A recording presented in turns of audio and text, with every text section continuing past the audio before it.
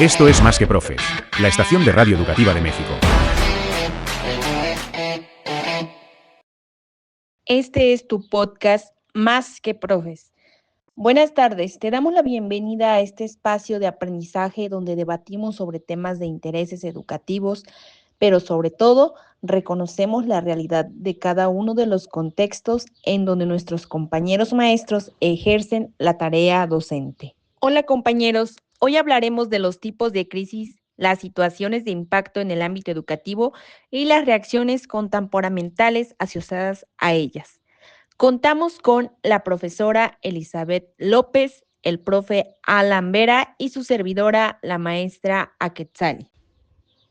Bueno, pues leímos los comentarios y existe un revuelo por el inicio a clases, tanto por parte de los padres de familia, los alumnos y docentes.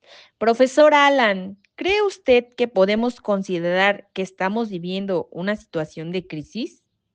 Para poder considerar crisis en una situación, primero debemos reconocer que la crisis de la situación educación estructural, pedagógica, epidemiológica, sociopolítica y mucho más, es también odontológica, con lo cual pone en juego la vigencia del paradigma básico o una visión del mundo en una sociedad estructurada en torno a la separación del hombre o mundo, al antropocentrismo y la jerarquía. Entonces, debemos entender que no podemos reducir esta visión de crisis de ausencia de recursos en el contexto de planteles que vivimos o estamos viviendo cambios ciclónicos, pues ya los vivimos y ya los vivimos en el cambio de ciclo escolar. Pero las condiciones cambian, los recursos, las personas y las enseñanzas. Pero lo que estamos viviendo es una crisis. Claro, sí, concuerdo con lo que comenta, pero en este contexto, ¿cuáles son las principales crisis o cómo lo perciben en relación a la experiencia? Hola, ¿qué tal? Yo soy la profesora Elizabeth López. Mira, actualmente y como parte de la naturaleza de la educación, existen cambios y exigencias desde la visión pedagógica. El currículum ha cambiado y la forma de hacer la enseñanza se transforma desde el paradigma conductista que ya veníamos viendo desde los inicios de la historia de la educación a lo humanista, que es lo que hoy estamos viviendo. Nuestra forma de enseñar está cambiando y ocasionalmente nos perdemos en esta deconstrucción de nuestro estilo de enseñanza, en este proceso de profesionalización. Y ante ello, González y Yescas manifiesta que es necesario dejar fluir, dejar desenvolverse esa corriente de indisciplina, correlacionarnos, correorientarnos a que logren sentir el saber, el proceso unitario del desobedecer y del obedecer, de la indisciplina y de la disciplina. Hablar desde esta polaridad, desde la experimentación, desde la unidad, desde la comunidad, es reconstruirnos, es desenvolvernos con una autonomía, una diferencia, una similitud, es una complementariedad de la complementación y el respeto de la identidad de cualquiera, de la comunidad, de la individualidad, de un todo o de uno. Esto nos hace reflexionar sobre la forma en que enfrentamos las situaciones y que muchas veces somos nosotras las que convertimos esas situaciones en crisis por no saber reaccionar ante ellas o por no saber actuar ante el cambio.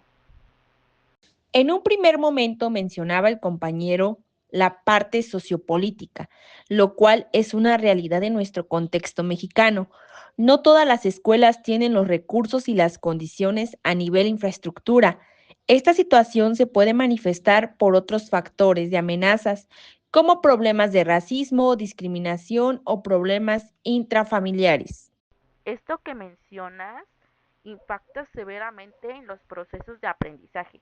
El bajo rendimiento académico y la deserción escolar, que regularmente no podemos resolver en su totalidad, implican un impacto que ocasiona una crisis ontológica.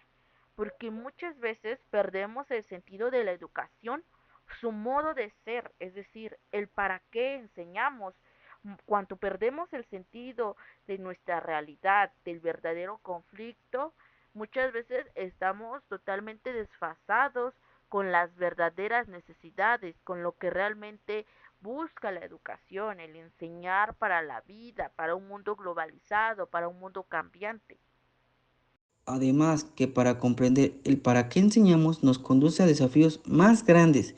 Cada situación que nos enfrentamos o que no logramos concretar se puede convertir en una crisis. Y es claro que las crisis o nos debilitan o nos fortalecen. Pero lo más importante es comprender que para ellas son parte de nuestra naturaleza como profesores. Se podría decir que es parte de nuestra vida diaria como docentes. Es claro que la crisis posee un impacto que ocasiona o detona tras otras situaciones de crisis. Una determinante es la relación que posee el docente como actor orientador. Pero, ¿cómo lo perciben los alumnos? ¿Cuál es su comportamiento? Bueno, en mi experiencia, la crisis como parte de una situación sí genera un desequilibrio en el grupo, pero considero que mucho esta está relacionada con el docente. Si el docente se encuentra en incertidumbre, no podrá desempeñarse de forma integral, por lo que los alumnos no podrán alcanzar los objetivos. O si el docente se abruma ante el cambio, no podrá guiar en el proceso, llevándolos a una práctica tradicional o una enseñanza errónea. Maestra Eli, ¿qué opina? Considero que es muy complicado. González Illescas lo relaciona con el desarrollo de la psique. El docente debe desarrollar la habilidad de resolver y de enfrentar conflictos y situaciones para poder contener la crisis y salvaguardar el proceso. Es una construcción mental, es decir, que todas esas habilidades las tenemos y las vamos arraigando, nos vamos apropiando de ellas a través de la experiencia. A través de eso establecemos estrategias que permiten comprender las situaciones y participar con el fin de obtener un resultado satisfactorio.